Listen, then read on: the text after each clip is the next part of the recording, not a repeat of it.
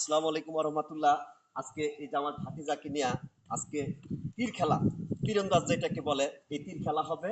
এই তীর খেলাতে ওই বাস থেকে এখানে দূরত্ব হচ্ছে 15 ফিট।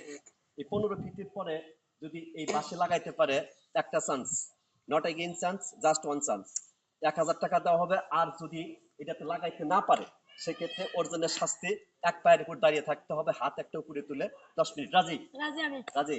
জি। জাগা এখান থেকে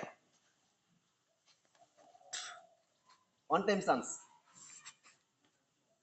টাকা 1000, না পারলে 10 মিনিট দাঁড়া থাকা লাগবে এক পায়ের উপরে। ও বাইসটা পাস, ও পাস।